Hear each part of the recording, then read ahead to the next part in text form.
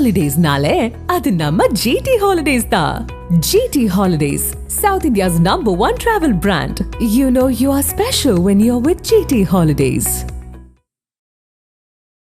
அண்ணாமலைக்கு எதிராக ஒரு 6க்கும் மேற்பட்ட சீனியர்கள் வந்து டெல்லிக்கு போயிட்டு தூது அமைச்சிருக்காங்க. இது உண்மையா இல்ல யூக செய்தியா? ஓரளவுக்கு உண்மை இருக்கு. கமலாலயம் வந்து இப்போ சத்தியமூர்த்தி போனா மாறிட்டு வருது.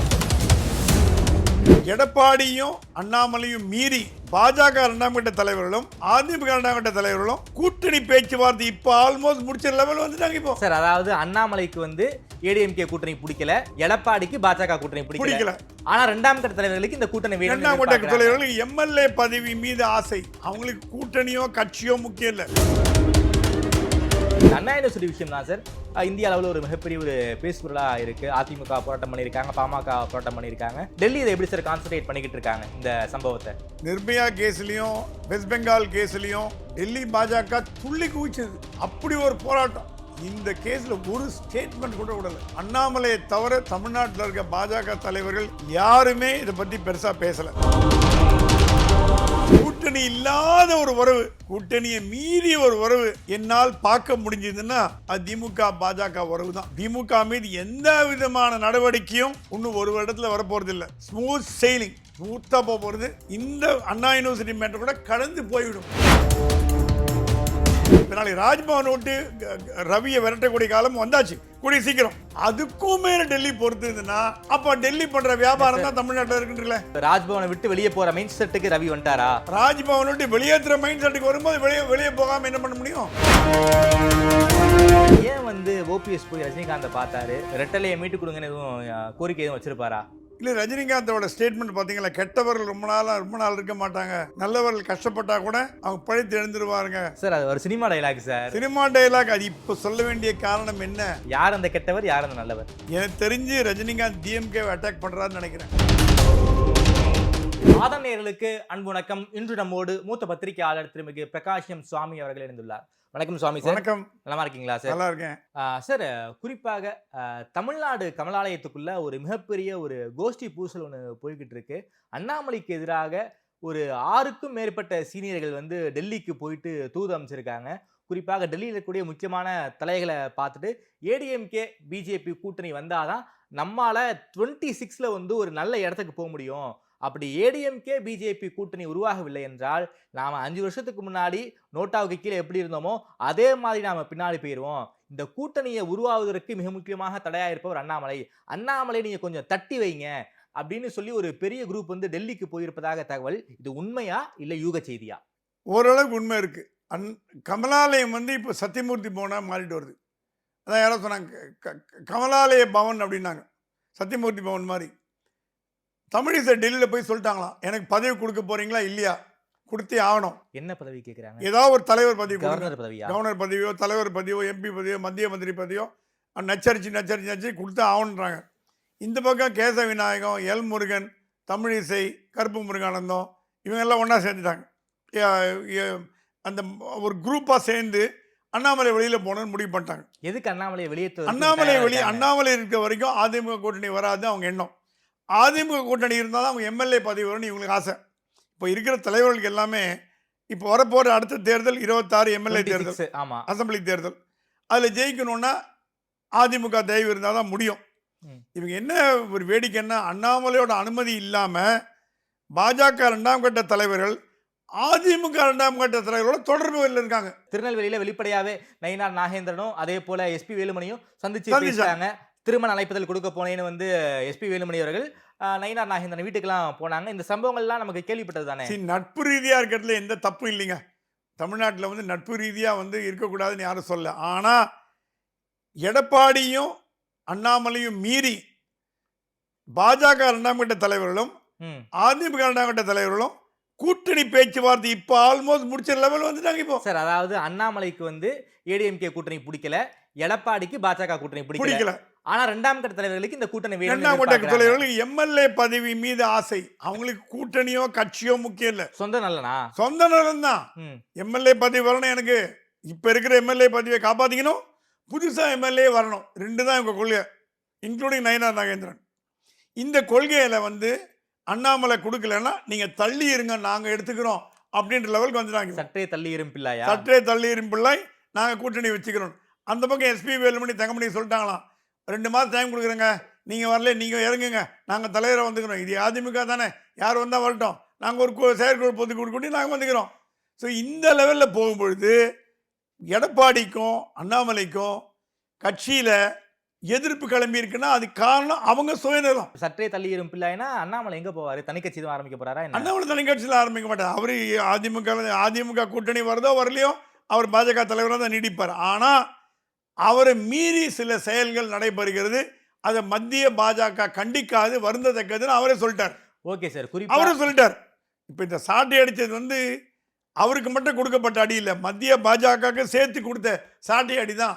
இந்த மாதிரி என்ன பண்ணிட்டீங்களே, என்ன நினச்சிட்டு இருக்கீங்க, தமிழ்நாட்டில் கேவலமாக படுத்துறீங்களா? ஏன்னா மத்திய பாஜக தமிழ்நாடு பாஜகவை கண்டுக்கிறதே கிடையாது. ஏன் நல்லதோ கெட்டதோ எந்த அது ரேடார்லேயும் இல்லை. எவ்வளோ கத்தி பார்த்துட்டாங்க.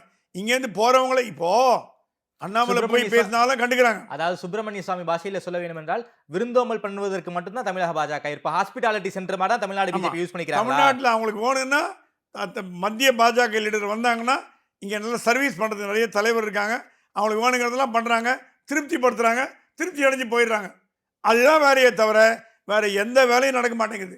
மத்திய மந்திரிகளோ இங்கே வரவங்களோ கட்சி தலைவர்களோ வரவங்களாம் இங்கே அவங்களுக்கு வேணுங்கிற காரியம்லாம் சாதிக்கிறாங்க, காரியம் முடிஞ்சோன்னு போயிடுறாங்க. அந்த சாதிக்கிறதுக்குன்னு சில பேர் இருக்காங்க, அவங்களுக்கு இருக்கிற முக்கியத்துவம் கூட அண்ணாமலைக்கு இல்லைன்னா அப்புறம் எது கட்சி நடத்தணும்னு கேட்குறாரு. நியாயமான கேள்வி தானே அது.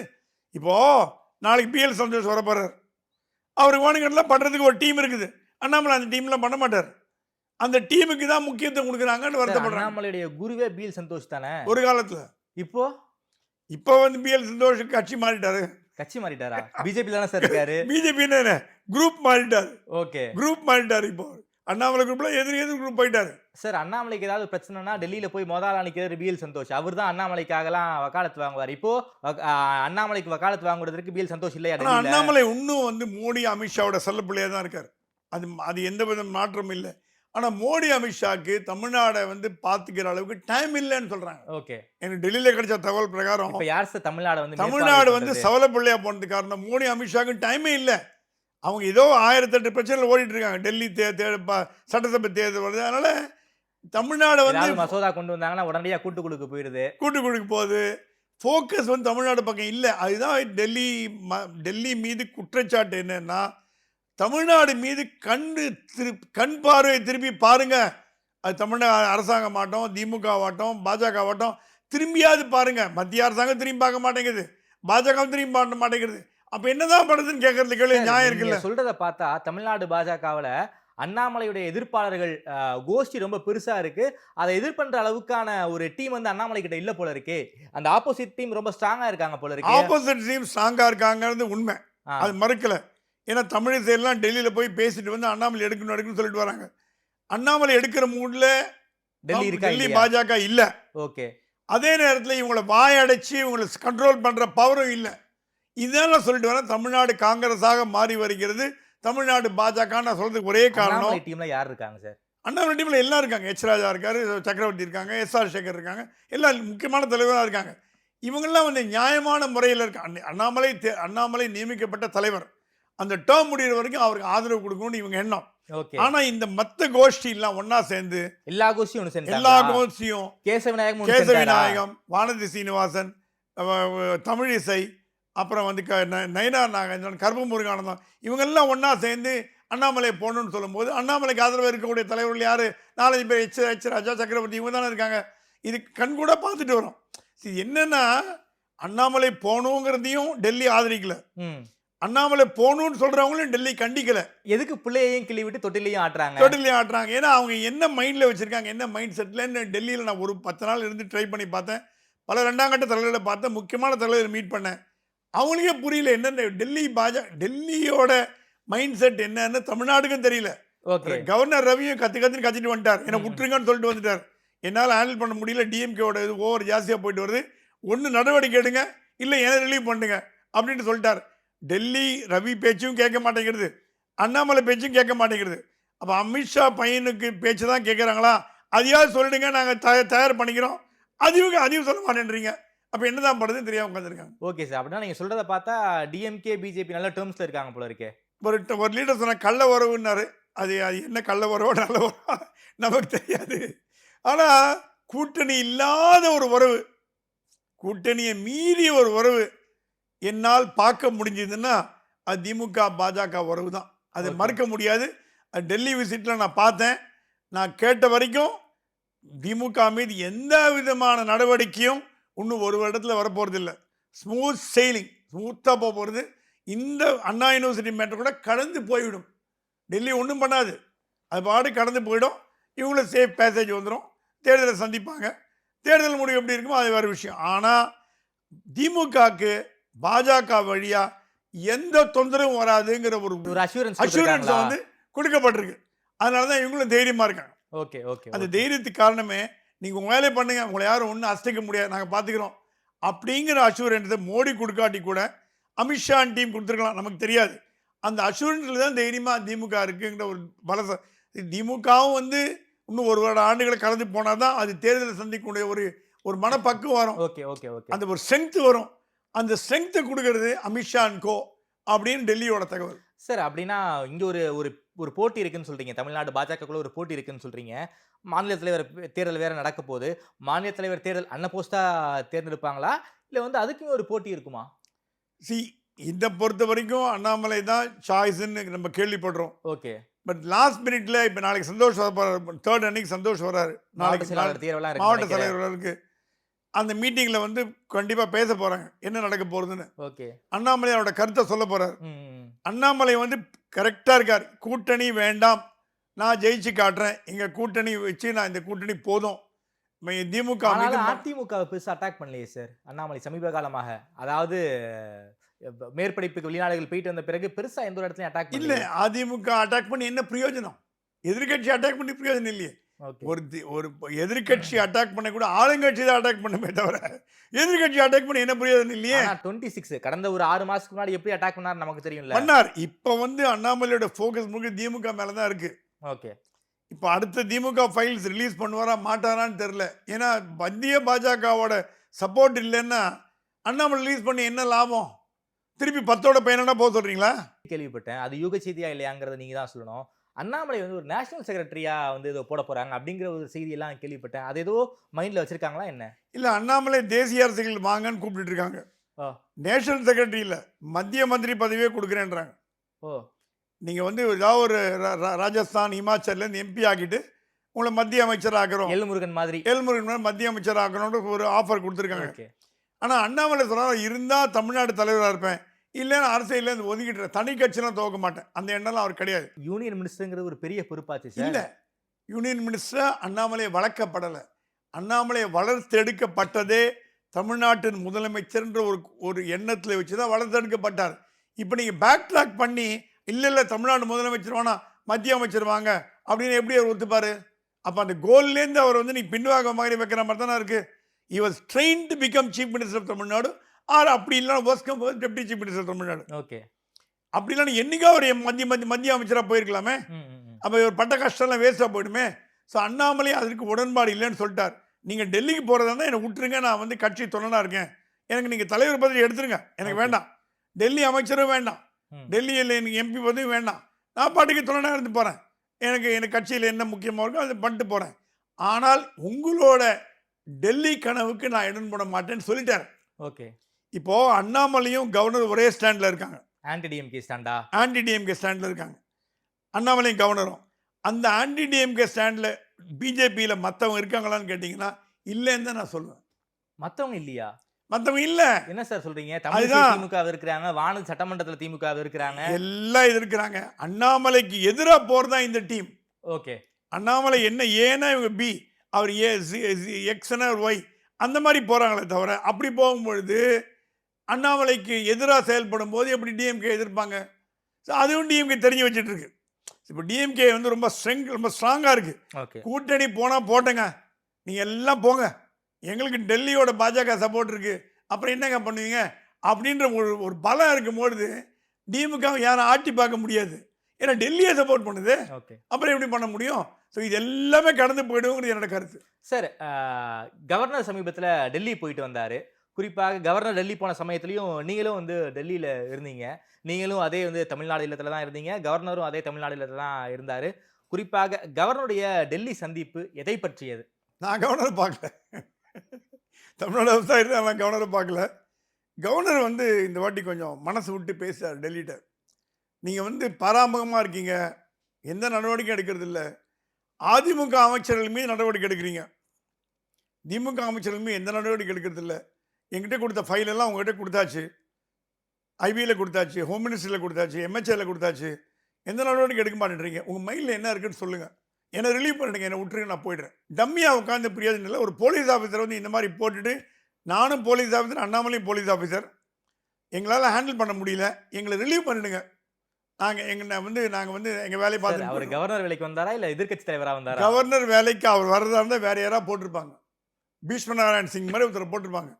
இவர் அனுப்பினதே இவர் வந்து அரசியல் பண்ணதானா? அரசியல் பண்ணதான் அமைச்சிருக்காங்க. எல்லாருக்கும் தெரிஞ்ச விஷயம் அது. அரசியல் பண்ண அமைச்சிட்டு இப்போ என்னன்னா கவர்னர் கேலி கூத்தா போச்சு. என்ன பெருசாக கவர்னர் வந்து என்ன பண்ண முடிஞ்சு உங்களால்? மனு வாங்கி குப்பத்தில் போடுறீங்க, அவ்வளோதான். உங்கள் மனு மேலே என்ன நடவடிக்கை எடுத்தாங்கன்னு கேலி பண்ணுற அளவுக்கு ஆயிடுது. இப்போது வைஸ் சான்சலர் அப்பாயின்ட் பண்ணவே பவர் இல்லை. கவர்னர் பவர்லாம் பிடிக்கிட்டே வராங்க.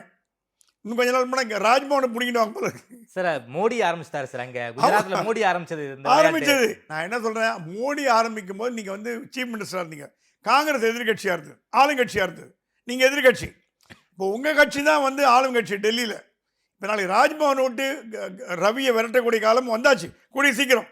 அதுக்கும் மேலே டெல்லி பொறுத்து இருந்ததுன்னா அப்போ டெல்லி பண்ற வியாபாரம் தான் தமிழ்நாட்டில் இருக்குன்றல. ராஜ்பவனை விட்டு வெளியே போற மைண்ட் செட்டுக்கு ரவி வந்துட்டாரா? ராஜ்பவன் விட்டு வெளியேற்ற மைண்ட் செட்டுக்கு வரும்போது வெளியே போகாம என்ன பண்ண முடியும்? ஓ, டெல்லியே கவர்னரை வந்து வெளியேற்ற தயாரா இருக்காங்களா? தமிழ்நாடு அரசாங்கம் எடுக்கிற கொஞ்சம் நடவடிக்கைகள்லாம் அடுத்த ஸ்டெப்புக்கு கவர்னரை வெளியேற்றணுன்ற லெவலுக்கு வந்து. அப்படி என்ன சார் தமிழ்நாடு கவர்மெண்ட் பண்றாங்க? இல்ல இல்ல, அவருக்கு ரவியோட பவர்லாம் புடிங்காச்சு. சார் ஜெயலலிதா மாதிரி வந்து வைஸ் சான்சலர் வந்து தண்ணி சப்ளையை வந்து கட் பண்ணாங்களா? அது மாதிரி எதுவும் வைஸ் சான்சலர் பதவி எல்லாம் புடிங்காச்சு.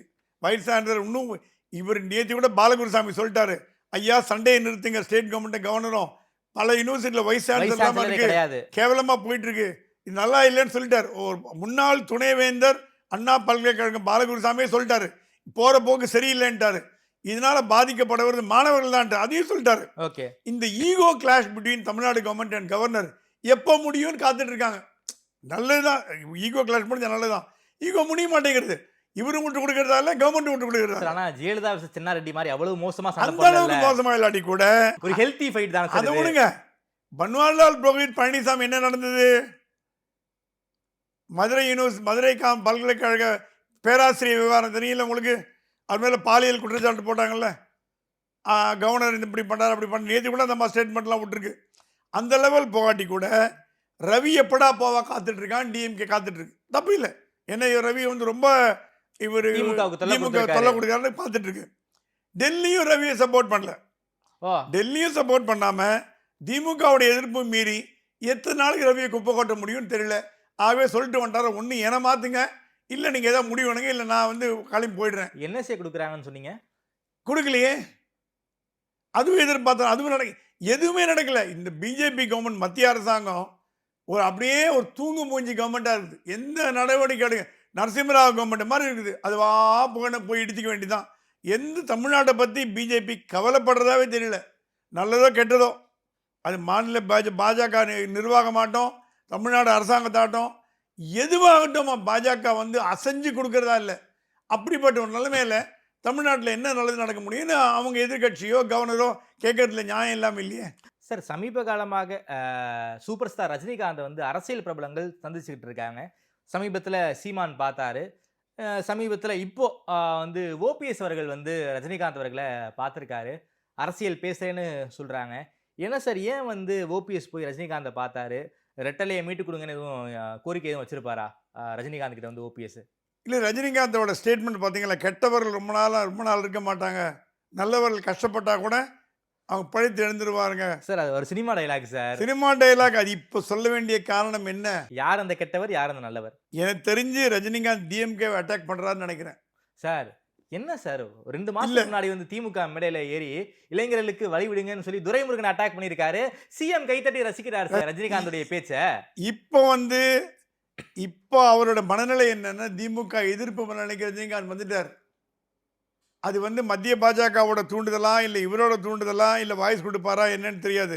ஆனால் 2026 தேர்தலில் ரஜினியோட ரோல் முக்கியமானதா இருக்கும்னு ஒரு செய்தி டெல்லியிலேருந்து வருது. அது எந்த அளவுக்கு 96ல இருந்து இதே கதை சார். இதே 96ல கதை. ஏதோ பண்ணிட்டாரு. அதுக்கப்புறம் அவர் எங்க போனாருங்கிறது ஒரு பெரிய சந்தேகமா இல்ல இருக்கு. 26ல ரஜினியை வச்சு ஒரு கேம் ஆடுறதுக்கு உண்டான செயல்பாடுகள் ஏற்பாடு பண்ணிட்டு வராங்க. சார், அதோட முன்னோட்டம் தான் இந்த வார்த்தைகள் விடுறது. கெட்டவர்கள் ரொம்ப நாள் வாழ்ந்தாங்க, கெட்டவர்கள் அதிகமாக இருந்தாங்க, வாழ்ந்தாங்க, இவ வரலாறு இல்லை, சினிமா இதெல்லாம் வந்து கோயிங் டுவர்ட் தட் ரூட், அந்த ரூட்லாம் போயிட்டு இருக்காரு.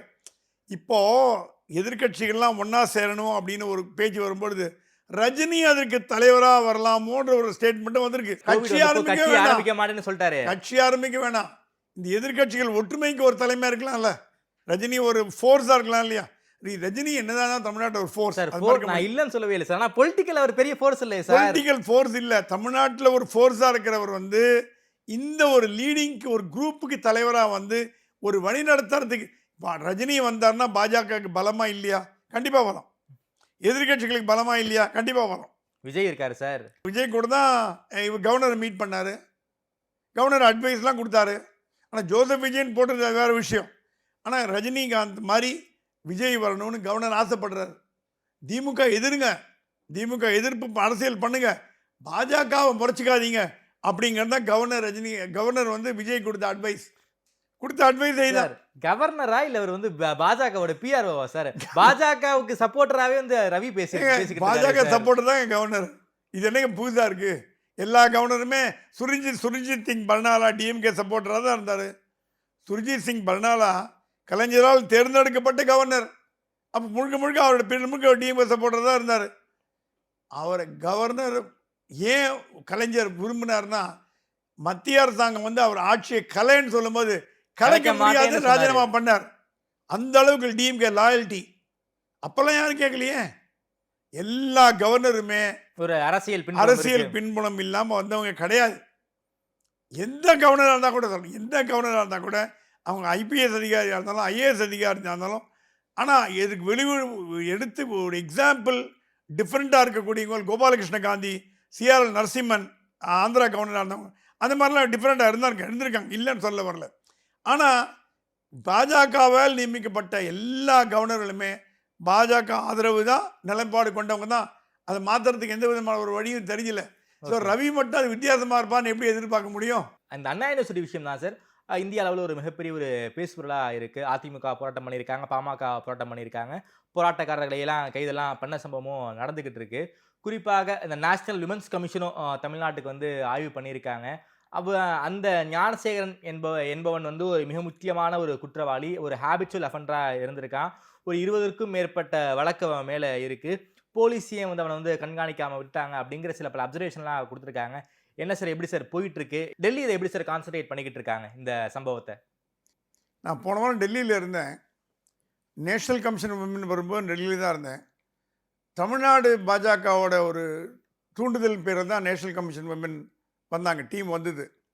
அவங்க வந்தோடனே கேட்ட முதல் கேள்வி, தமிழ்நாடு கமிஷன் விமன்ஸ் கமிஷன் என்ன பண்ணுறதுன்னு கேட்டாங்களாம். சைலண்ட் ஆகிட்டாங்க. தமிழ்நாடு கமிஷன் என்ன போன அதிமுக ஆட்சியில் வந்து ரொம்ப ஆக்டிவாக இருந்தாங்க.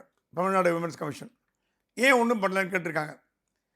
தமிழக பாஜக பெண் வழக்கறிஞர்கள் சார்பில் நேஷனல் கமிஷன் விமனுக்கு ஒரு மனு கொடுத்துருக்காங்க. அந்த மனுவில் அந்த பாதிக்கப்பட்ட பெண்ணோட உயிருக்கு ஆபத்து வரலாம், சேஃப்டி இல்லை, அதனால் அவளை தமிழ்நாட்டு விட்டு கூட்டு போயிடுங்க, உங்கள் கஸ்டடியில் வச்சுக்கோங்க, தமிழ்நாடு கஸ்டடியில் வேண்டாம். அதுக்கு உண்டான காரணங்கள்லாம் அடுக்கி அவங்க லாயர்லாம் ப்ரிப்பேர் பண்ணியிருக்காங்க போல இருக்கு. அந்த ரிப்போர்ட்டை பார்த்தேன். ஓகே, அதில் என்ன சொல்லியிருக்காங்க, இந்த பெண்ணோட உயிருக்கு வந்து ஆபத்து இருக்கலாம், இல்லைன்னா அந்த பெண்ணோட வந்து சேஃப்டிக்கு பங்கம் வரலாம், இல்லை அந்த பெண்ணை வந்து மனதை மாற்றி அந்த மாதிரி நடக்கலைன்ற சொல்ல வைக்கலாம். ஆகவே வந்து இதை வந்து வெளியில் கொண்டு போங்க அப்படின்ற மாதிரி. இது நேஷனல் கமிஷன் நீங்கள் என்ன தான் சொன்னால் கூட பாஜகவோட ஒரு அங்கம் தான் அது. ஏன்னா தேசிய பாஜக என்ன சொல்லுது அந்த மாதிரி தான் நேஷனல் கமிஷன் சொல்லும். நேஷனல் கமிஷன் என்ன சொல்லுதான், பாஜக தலைமையிட்டது எங்களுக்கு எந்த விதமான அறிக்கையும் வரல, எந்த விதமான ஒரு சப்போர்ட்டும் இல்லை. இதை என்ன ஒரு வேடிக்கைன்னா, நிர்பயா கேஸ்லேயும் வெஸ்ட் பெங்கால் கேஸ்லேயும் டெல்லி பாஜக துள்ளி குவிச்சது. அப்படி ஒரு போராட்டம். இந்த கேஸில் ஒரு ஸ்டேட்மெண்ட் கூட விடலை. அண்ணாமலையை தவிர தமிழ்நாட்டில் இருக்க பாஜக தலைவர்கள் யாருமே இதை பற்றி பெருசாக பேசலை. ரெண்டாவது, தேசிய பாஜக தலைமை இதை கண்டு கொள்ளாமல் கடந்து போய்விட்டது. நல்லா கவனிக்கணும். தேசிய பாஜக தலைமை ஒரு அறிக்கை கூட விடலை, ஒரு ஸ்டேட்மெண்ட் கூட விடலை. அங்கே பாஜகவோட செய்தி தொடர்பாளர்கிட்ட கேட்டேன் டெல்லியில், என்னப்பா தமிழ்நாட்டில் இந்த மாதிரி நடக்குது, ஏதோ அறிக்கை விட. பாஸ், எங்களுக்கு என்ன அறிக்கை விடணும்னு டெய்லி மார்னிங் எங்களுக்கு ஸ்டேட்மெண்ட் வரும் தலைமையிட்டேருந்து. அதை பேஸ் பண்ணி தான் நான் அறிக்கை விடுமே தவிர எங்களால் அறிக்கை விட முடியாது. எங்களுக்கு தமிழ்நாடை பற்றி பேசுங்கன்னு அறிக்கை வந்ததுன்னா நாங்கள் அடுத்த நிமிஷம் அறிக்கை விட போகிறோம், பேச போகிறோம். எங்களுக்கு எந்த விதமான முன் அறிவிப்போ இன்ஸ்ட்ரக்ஷன் இல்லை அப்படின்னு தேசிய பாஜக செய்தி தொடர்பாளர் எங்கிட்ட கூறினார். சரி, இதை வச்சு பார்க்கும்போது என்ன தோன்றது? பாஜக is playing a soft game. சரி, எதுக்கு நம்ம டிஎம்கே பகிச்சிக்கணும், இதில் விஷயம் தலையிட வேண்டாம் அப்படின்ற ஒரு ஒன்றா இருக்கலாம். இது அப்போ நிர்பயா கேஸ்லேயும் வெஸ்ட் பெங்கால் டாக்டர் படுகொலை கேஸ்லேயும் எடுத்த ஸ்டாண்டில் ஒரு 10% இதில் எடுக்கும்னு தமிழக பாஜக தலைவர்கள் எதிர்பார்க்க. நம்மளை விட்டுருங்க, நம்மளாம் பத்திரிகையாளர், நம்ம இதை பெருசாக நம்ம சீரியஸாக எடுத்துக்க போகிறதுல இது நமக்கு ஒரு செய்தி, அவ்வளோதான். நம்மளை பொறுத்தவரை ஒரு செய்தி. நம்ம எவ்வளோ செய்தியை பார்த்துட்டு வரோம், அயோத்திக்கு இப்போ வீரமணிலேருந்து ஆட்டோ சங்கர்லேருந்து எல்லாம் பார்த்துட்டு வரோம். நமக்கு ஒரு செய்தி. ஆனால் பாஜக தலைவர்களும் தமிழ்நாட்டு மக்களும் மத்திய பாஜக மத்திய அரசாங்கம் என்ன பண்ணுறதுன்னு ஒரு கேள்வி கேட்குறாங்க. அது மறுக்க முடியாது. அதுக்கு பாஜகவில் பதில் இல்லை, மத்திய பாஜகவிலும் பதில் இல்லை. அண்ணாமலை தவிர தமிழ்நாட்டில் யாருக்கும் இதில் இன்ட்ரெஸ்ட்டும் இல்லை. இது என்னங்கிற ஒரு கேள்வி எழுது. சரி, அடுத்தது மத்திய பாஜக எடுத்த உடனே நான் ஸ்டாலினை குறை சொல்லணும், டிஎம்கே குறை சொல்லணும்னு எதிர்பார்க்கல. ஒரு சம்பவம் நடந்திருக்கு தமிழ்நாட்டில். இவ்வளோ வாய்க்கிழியே பேசுகிறவங்க, வெஸ்ட் பெங்காலில் வச்சு நடந்தது, டெல்லியில் நடந்தது, மற்ற ஊரில் நடந்தது அப்படின்னு பேசுகிறவங்க தமிழ்நாட்டை நோக்கி ஒரு கண்டன குரல் தெரிவிக்காதது பலருக்கு ரொம்ப ஆச்சரியமாக இருக்கு. இது வட இந்திய பத்திரிகைகளிலும் வட இந்திய தொலைக்காட்சியிலையும் டிபேட் எடுத்துருக்காங்க.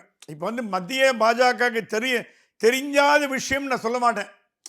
எவ்வளோ விஷயங்கள் தமிழ் நடக்க மத்திய பாஜக நாலேஜ் போகணும் அவசியம் கிடையாது. ஏன்னா ஸ்டேட் லெவல் லோக்கல் மேட்டர்லாம் டெல்லிக்கு போகாது, unless it become the national issue. ஆனால் இந்த விவகாரம் தேசிய விவகாரமாக உருவெடுத்து விட்டது. எல்லா தேசிய சேனலும் டிபேட் பண்ணாங்க. பாஜக தலைமைக்கு தெரியாத மேட்டர் இல்லை, தெரிஞ்ச மேட்டர். இதோட லட்டு மாதிரி ஒரு மேட்டர் திமுக எதிர்க்க கிடைக்குமான்னு கேட்டால் கிடைக்காது. அப்போது 26 கூட்டணி வைக்க போகிறீங்களா இல்லை ஆதரிக்க போகிறீங்களா அப்படின்னு கேள்வி வருது. திமுக பாஜக கூட்டணி என்ன வேணால் நடக்கலாம். ஏன்னா திமுக கூட்டணிலாம் இப்போ கலகலத்துன்னு வருது.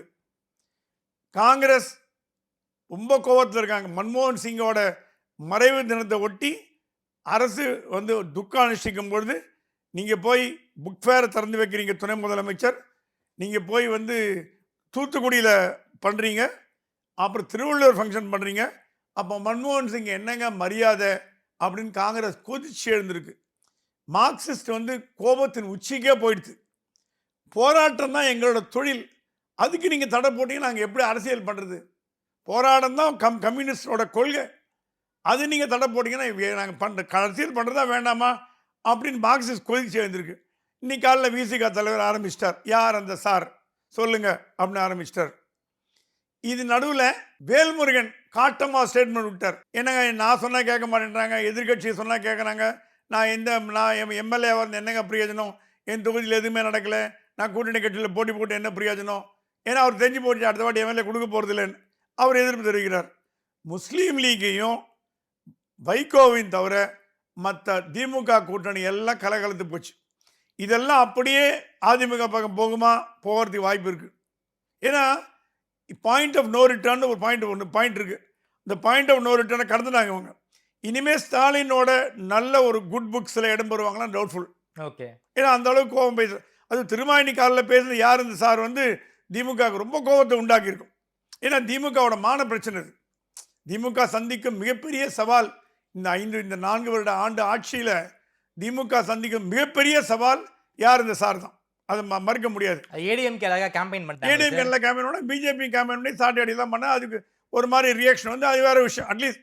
ஆனால் ஏடிஎம்கே தூக்கத்துலேருந்து திடீர்னு விழிச்சுக்கிச்சு. 4 வருஷமாக நல்லா தூங்கிது, திடீர்னு கும்பகர்ண மாதிரி விழிச்சு என்ன நடக்குது, யார் இந்த சார், சரி போடு அது பாராட்டணும். ஏன்னா ஒரு எதிர்கட்சியான இப்போ பொள்ளாச்சியும் போது திமுக என்னென்ன பண்ணுது நம்ம பார்த்தோம். அது திமுக நான் குறை சொல்ல, ஆளும் கட்சிக்கு எதிராக குரல் கொடுக்கிறது தான் திமுகவோட எதிர்கட்சியோட வேலை. அந்த வேலையை நல்லா திமுக பண்ணிது. அந்த அளவுக்கு அதிமுக பண்ணாட்டி கூட இந்த யார் இந்த சார் மேட்டரை கையில் எடுத்து பண்ணாங்க. அதுக்கு அடக்குமுறை, அது அராஜகம்லாம், அது வேற விஷயம், அதுக்குள்ளே போக விரும்பல.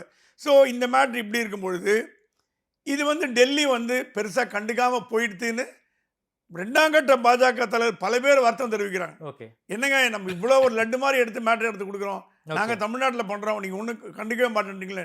டெல்லி ஒரு கள்ள மனம் சாதிக்குது. அமித்ஷா பையன் பண்ணுற வியாபாரமாக இருக்கலாம், ஆனால் அவர் பிஸ்னஸ் தொடர்பாக இருக்கலாம், எவ்வளோ இருக்கலாம், நமக்கு தெரியாது, என்ன விஷயம்னு தெரியாது. ஆனால் மத்திய பாஜக இதற்கு எதிர்ப்பு தெரிவிக்கலைங்கிறது தான் முதல் கேள்வி. 2வது கேள்வி, அண்ணாமலையோட ஸ்டாண்ட் என்ன அப்படின்னு 2வது கேள்வி. மத்திய பாஜக ஆதரவு தெரிவிக்கலன்னா அண்ணாமலை என்ன பண்ண முடியும்? சரி, இந்த ஞானசேகரனை பற்றி பல விஷயங்கள் நான் கேள்விப்பட்டேன்.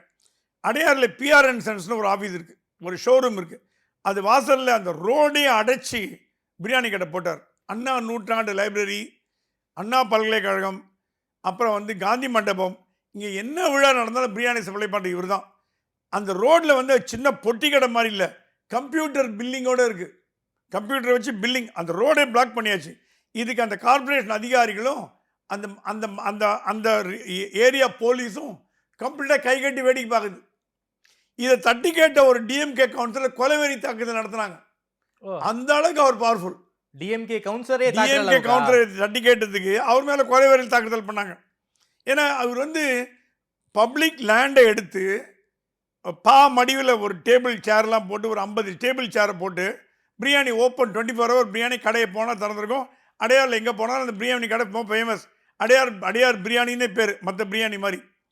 இதை வந்து தட்டி கேட்ட அந்த கவுன்சிலர் என்ன பண்ணார், துரைமுருகன் போய் சரண் அடைஞ்சார். இப்போ கோட்டூர்புரத்தில் 2 செயலாளர் போடணும். ஒரு செயலாளர் வந்து சண்முகம், அந்த சண்முகத்தோட டைரக்ட் அசிஸ்டன்ட் தான் ஞானசேகரன். இன்னொரு செயலாளர் வந்து துரைமுருகனோட அசிஸ்டன்ட். துரைமுருகனுக்கே பவர் இல்லை அந்த ஏரியாவில், கோட்டூர்புரத்தில். சார் அந்த அளவுக்கு பவர்ஃபுல்லாக இருக்கார். சார் அவர் வீடு கோட்டூர்புரம், அவருக்கு துரைமுருகன் சொல்லி பார்த்துட்டார், ஏமா என்னோட தொகுதியில் ஒரு ஆள் ஒருத்தரை போடுப்பான்னு. அப்புறம் கஷ்டப்பட்டு கெஞ்சி கூத்தாடி ஒரே ஒரு ஆளை போட வச்சார். இந்த சண்முகத்தோட ஆள் தான் இந்த ஞானசேகரன். இது என்னன்னா, அந்த கார்பரேஷன் ஜோனல் ஆஃபீஸர் செக்யூரிட்டியை கைகட்டி செக்யூரிட்டி பண்ணுறார், சேவகம் பண்ணுறார் இவருக்கு. 2005 ஜெம் வீலமணி கொலை செய்யப்பட்டார். 2005 அப்போவே இந்த விஷயம் பெருசாக உருவெடுத்தது. இந்த ஜெம் வேலுமணியோட ஆட்கள் தான் வந்து சண்முகத்தோட ஆள் தான் வந்து ஞானசேகரன். இப்படி வருது. இந்த குற்ற பின்னணிங்கிறது இப்போ இல்லை, 2010லேருந்து ஆரம்பித்தாச்சு, 5லேருந்து ஆரம்பித்தாச்சு. ஆனால் இது வந்து இவர் பல விவகாரங்களில் ஈடுபட்டு ரவுடி லிஸ்ட்டில் இருக்காங்கிறது எல்லாருக்குமே தெரியும். ஆமாம், அதான் வந்து நேஷனல் விமன் கமிஷனுமே கேட்டு ஒரு ஹிஸ்ட்ரி ஷீட்டரு இவரை ஏன் நீங்கள் வந்து போலீஸ் வந்து ஒரு வாட்ச் பண்ணாமல் விட்டீங்க அப்படிங்கிற ஒரு குற்றச்சாட்டை போலீஸ் மேலே வந்து நேஷனல் விமன் கமிஷன் வைக்கிறாங்க. நீங்கள் போலீஸு நாளைக்கு மாறுதலுக்கு உட்பட்டு தானேங்க, அவங்கள சொல்லி என்னங்க பிரயோஜனம்? இந்த கவர்மெண்ட் வந்தால் இந்த கவர்மெண்ட் பார்க்கணும், அந்த கவர்மெண்ட் தான் அந்த கவர்மெண்ட் பார்க்கணும். அவங்க இப்போ நிலைமை பரிதாபகரமான நிலைமை.